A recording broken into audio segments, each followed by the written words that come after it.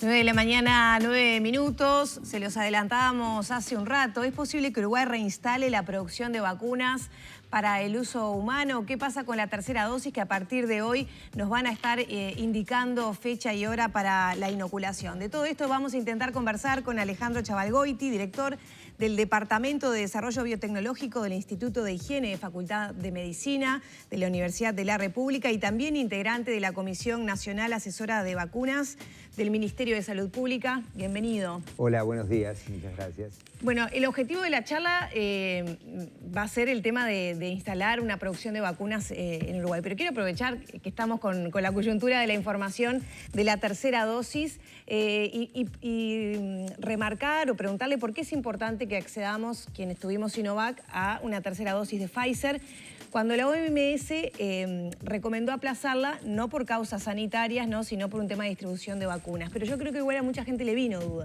A ver, yo creo que hay que empezar un poquito más atrás y focalizar las cosas. Lo primero es, ¿ustedes se acuerdan cuando por allá, por en abril, en un momento terrible para el país, de circulación viral muy fuerte, se hablaba de, bueno, llegaremos a tiempo con la vacuna, hay una carrera entre el virus y la vacuna? A mí en ese momento me entrevistaron y yo dije, si lo pensamos en términos de una carrera, esta carrera ya tiene un final claro, tiene un vencedor claro, las vacunas van a ganar, no hay ninguna duda que las vacunas van a ganar. O sea, si hay carrera, el final ya está decidido. El problema es que el impacto comunitario de las vacunas va a depender en aparecer dependiendo de la situación de la que partamos. Y en aquel momento y en un país con una altísima circulación viral, lo que yo decía, bueno, abril no va a alcanzar. Abril no va a ser suficiente, vamos a tener que blindar mayo, vamos a tener que blindar quién sabe cuánto más. O sea, ¿por qué? Porque el impacto individual de las vacunas es inmediato, depende solo del tipo de vacuna y del individuo que la recibe, de las características del individuo. Pero el impacto comunitario depende de la situación de la que partimos. Entonces, en la situación en la que estábamos iba a demorar más. Lo que es claro hoy por hoy que ya estamos viendo es el impacto de la vacuna. Lo segundo que quiero decir es, en aquella época también hablábamos, porque conviene mirar, porque pasan tan rápido las cosas que a veces perdemos la perspectiva. En aquella época hablábamos, bueno, hay vacunas de primera y vacunas de segunda, ¿por qué nos toca Sinovac y no nos toca Pfizer? Y yo creo que lo que quedó claro es que las vacunas funcionan, que aquello que decíamos, ¿qué vacuna elijo? Y bueno, la que me toque, la mejor vacuna es la que me toque, quedó demostrado que las vacunas funcionan y funcionan bien. Y en realidad Sinovac terminó funcionando mucho mejor de lo que esperábamos por los ensayos clínicos. Entonces, en ese contexto yo digo, el escudo principal que tiene... ¿Se escucha? Es la bufanda, capaz que a ver, me saco la bufanda. Muchas gracias. El escudo principal que tiene Uruguay contra las vacunas es un porcentaje de la población muy alto vacunado. Y yo digo, ese es el foco que tiene que ser el central. Hoy por hoy tenemos un 65% de las personas vacunadas y necesitamos, por las variantes, por la situación que se está dando, entender que tenemos que aumentar sobre todo ese porcentaje. Pasar al 80, al 90% si es posible. Uruguay tiene tasas de vacunación muy, muy altas para otras vacunas del 94, 95%, y es importante que lleguemos a lo más posible. O sea, en esto realmente cuanto más mejor. Hay que pasar el 80, llegar al 90% de la población vacunada. ¿Por qué? Porque ese es nuestro escudo principal contra la evolución de la pandemia. En ese contexto, la tercera dosis es una ventana de oportunidad que tenemos. Uruguay tenía vacunas suficientes como para poder pensarlo, y en ese contexto, cuando además tenemos información de que los títulos de anticuerpos, que es una de las formas de inmunidad que produce la vacuna, no la única, pero es una que se puede medir, es la que es más fácil de medir en el laboratorio, vemos que los anticuerpos contra Sinovac bajan al partir de los 6 meses y en particular bajan en contexto de circulación de Delta, o sea, neutralizan menos Delta. Entonces, en ese contexto, sumado la situación que teníamos a la disponibilidad de vacunas, entendimos que era una ventana de oportunidad y que realmente nos da una ventaja adicional en este contexto. Último mensaje sobre esto es, lo que sí es claro es que esto no terminó. O sea, esto no terminó. Tenemos mucho más libertades ahora, empezamos a movernos mucho mejor, disfrutémoslo, aprovechémoslo, pero tratemos de mantener esos niveles de cuidados que hemos venido aprendiendo durante estos 2 años, porque las pandemias siguen evolucionando. ¿Qué riesgo significa entonces apertura de fronteras, fiestas, los anuncios de ayer, no? Y todo significa riesgo, pero hay que tomarlos.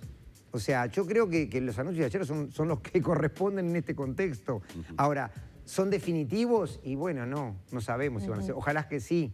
Pero yo creo que corresponde ir evaluando, ir soltando amarras en la medida que podemos, pero teniendo claro de que la pandemia sigue. O sea, ¿qué podemos mirar como referencia? Los países de Europa, que abrieron fronteras y después tuvieron que dar un poco de marcha atrás, después vuelven a abrir, después... O sea, realmente esto es una cuestión dinámica que tendremos que ir evolucionando. ¿Y nos vamos a tener que vacunar todos los años, como con la gripe? No lo sé, pero es probable, o sea, depende de cómo evolucione el virus. Hay patógenos que tienen una estabilidad genómica mucho más alta y la inmunidad dura mucho más, entonces realmente con un protocolo inicial de vacunación, que pueden ser 2 o 3 dosis, alcanza. Hay otros que porque la inmunidad no es tan fuerte por el tipo de patógeno que es, o porque van variando constantemente, como es el caso de influenza, hay que vacunar año a año, pero todavía no lo sabemos. Con Coronavac sabemos que a partir de los 6 meses hay un descenso en el tema anticuerpos. Con Pfizer, ¿eso también sucede a partir de los 6 meses? Es decir, quienes ahora, por ejemplo, nos agendamos para darnos esa tercera dosis, ¿debemos pensar que en 6 meses tendremos otra dosis de la que me toque? A ver, ¿para qué voy a sacar las cartas para adivinarte la suerte? Imposible. Tenés unas piedras, tiramos... No sabemos. No sabemos. O sea, estamos aprendiendo... Yo digo, lo que es tremendo, terrible y maravilloso de toda esta historia es que estamos aprendiendo del virus en tiempo real. Eso es terrible. Es maravilloso también porque quiere decir que la ciencia ha evolucionado como para que podamos ir siguiendo esto en tiempo real y tomando las medidas adecuadas en cada caso. Va a haber que hacer, estas vacunas va a haber que repetirlas, va a haber que hacer nuevas vacunas contra las variantes. No lo sabemos, se está evolucionando en este tema. O sea, la pandemia está acá. O sea que aquello que en algún momento se manejó de que, digo a nivel internacional, había estudios que avalaban de que algo así como que en la médula quedaba en la memoria y que las vacunas de repente no era necesario dar otras dosis, sino que tal vez ya quedáramos inmunizados, eso se ha ido demostrando que no es así. No es, o sea, eso es así desde el punto de vista teórico. Desde el punto de vista de cómo funciona el sistema inmune, es así. Lo que hacen las vacunas, y por eso muchas veces es necesaria primera y segunda dosis, es generar una respuesta inmediata de respuesta a la vacuna, pero además generan que determinadas células de nuestro organismo, ¿sí?, recuerden que vimos ese patógeno, ese es el principio de cómo funcionan las vacunas, y se preparen, estén preparadas, armadas para responder mucho más rápidamente. Entonces, por eso es que la vacuna simula una primera enfermedad. Es parte del patógeno, es el patógeno inactivado, porque eso permite que nuestro sistema inmune recuerde que vio eso y cuando vuelve a ver ese patógeno, ahora el real, responde mucho más rápido. Ahora, esas células en general, desde el punto de vista científico, son de larguísima duración, pueden durar la vida entera. El problema es que depende de cuántas de esas generamos en las primeras vacunaciones, cuánto necesitamos. Y además depende del tipo de patógeno, de bicho. Hay bichos que producen cosas que son las que nos matan. Piensen, por ejemplo, el tétanos. En el caso del tétanos, lo que mata es la toxina que genera el tétanos, que es una molécula que actúa en concentraciones pequeñísimas. Apenas tenemos una pequeña cantidad, ya somos boleta.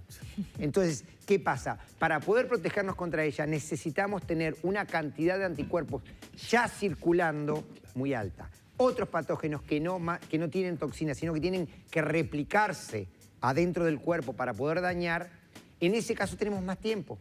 Entonces, en ese caso, no importa tanto la cantidad de anticuerpos circulantes como la cantidad de células de memorias que tenemos. ¿Por qué? Porque apenas lo vemos, empezamos a producir. Como no nos mata enseguida, da el tiempo, esos días que necesitan nuestras células para que empiecen a reconocerlo y a producir.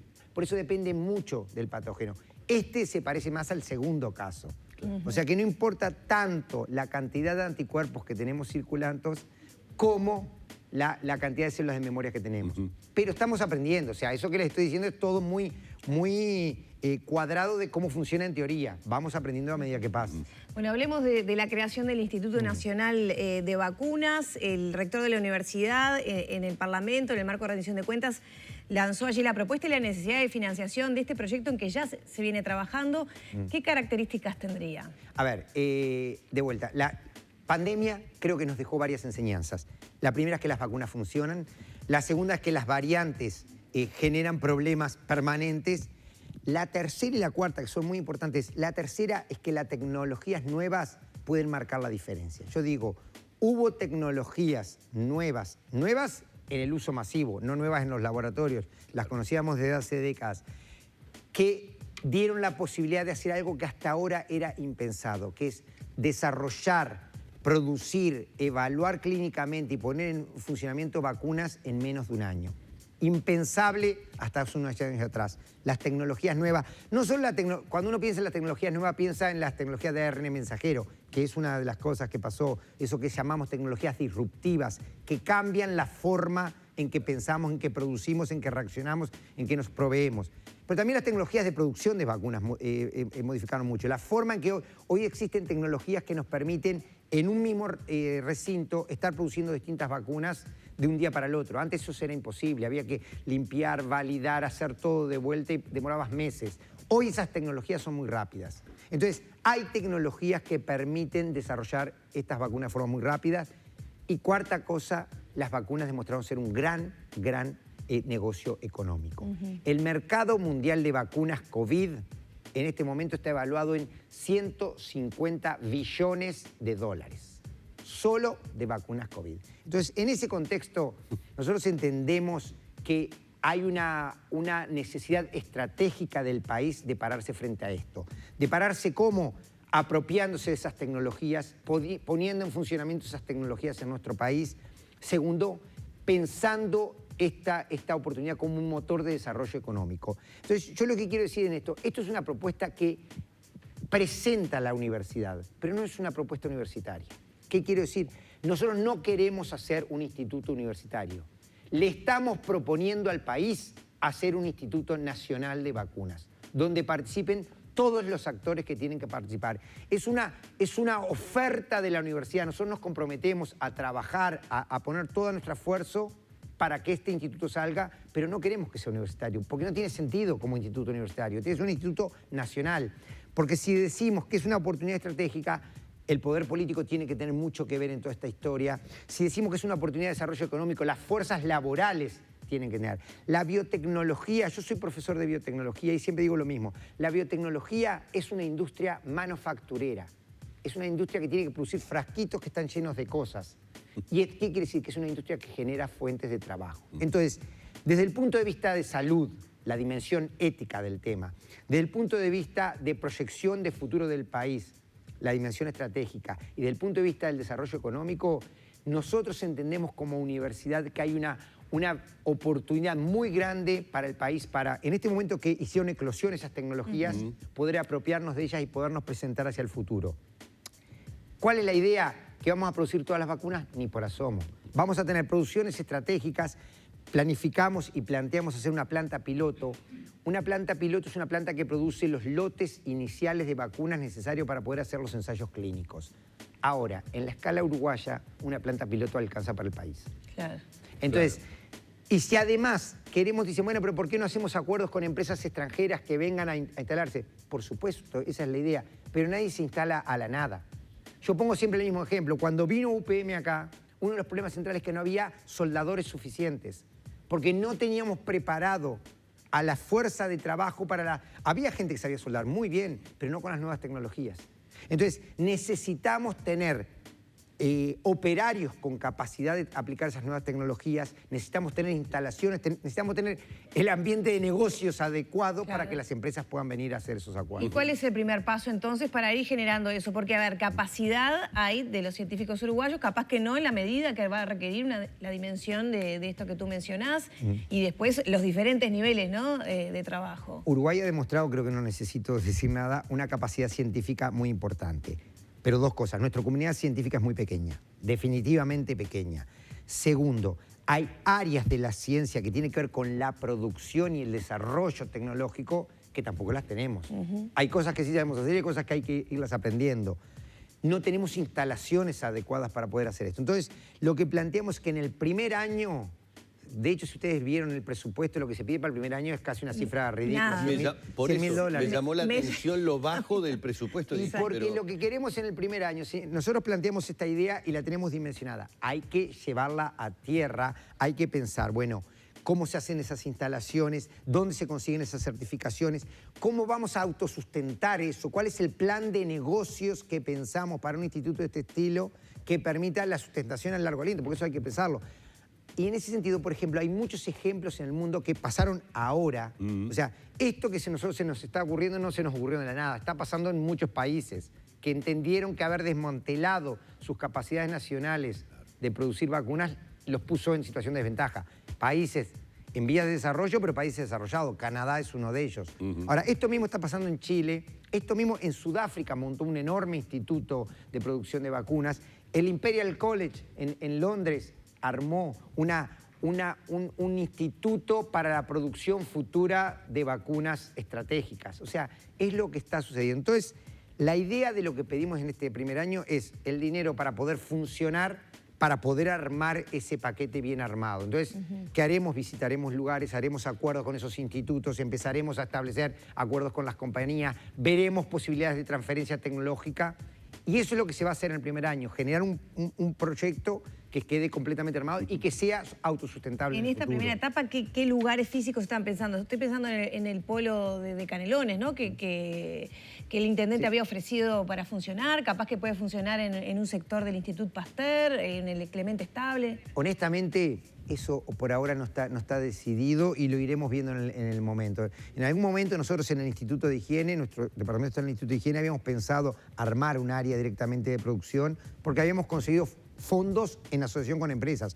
Nuestro departamento hace muchos acuerdos con la industria, es una línea clara, hacemos desarrollos de vacunas en el área veterinaria, que es lo que se puede hacer en Uruguay. Entonces se había pensado una planta, incluso con inversión extranjera que estaba dispuesta a financiarla.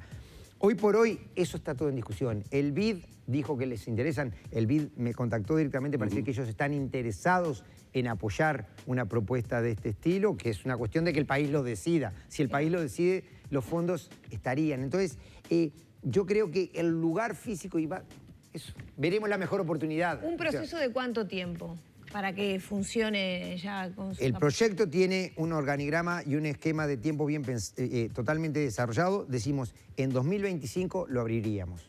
Bien. Ahora, Chavalcoiti, hay que cerrar, pero para entender realidades completamente distintas, que obviamente usted las tiene absolutamente claras.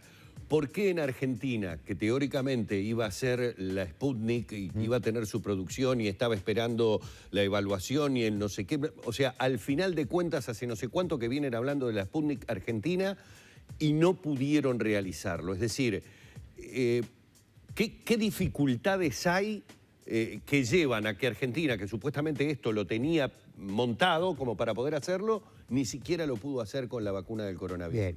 Yo creo que en el caso, a ver, yo estoy hablando de atrevido porque hay situaciones particulares que no conozco, o sea que habría que conocerlas de dentro. Puedo suponer. Los problemas en este caso pueden ser científicos, tecnológicos, de negocios, políticos.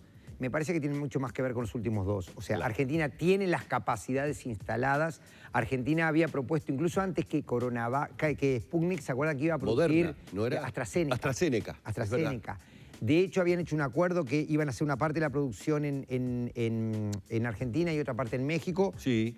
Yo conozco al director científico de la empresa que iban a ofrecer para eso, y era una empresa que producía anticuerpos monoclonales de uso en salud humana, y la reconvertían, gracias a las nuevas tecnologías, en una empresa productora de vacunas. Porque eso estaba desde el punto de vista científico-tecnológico súper preparado. ¿Por qué no se llegó a hacer? Digo, creo que tiene más que ver con aspectos de negocios y aspectos políticos. Yo digo, esto tiene una dimensión de salud y una dimensión económica. Y para poder hacerlo bien tenemos que trabajar en las dos áreas. Por eso necesitamos a toda la comunidad nacional. Hay que pensar ciencia, pero hay que pensar normativas, nuevas regulaciones, instalar en el país la capacidad de producir biológicos para uso humano, que Uruguay no la tiene. Política de Estado. Política de Estado, porque además, si decimos 2025 ya va a haber otro gobierno. O sea, realmente estas cosas... Yo vengo defendiendo esto desde que volví al país en fines de los 90, 1998. Y lo que digo es, muchas veces se habla, pero esto solo tiene sentido si el país está convencido. Si no, ni nos metamos. Ahora, si el país lo quiere y las fuerzas sociales en su conjunto lo quieren, es una oportunidad muy importante. Bueno, vamos a seguir de cerca este tema entonces. Muchas gracias. Muchas gracias. No, por favor. Muy amable. Cerramos por aquí entonces la entrevista con Alejandro Chavalgoiti, director del Departamento de Desarrollo Biotecnológico del Instituto de Higiene y Facultad de Medicina de UDELAR y también integrante de la Comisión Nacional Asesora de Vacunación del Ministerio de Salud Pública.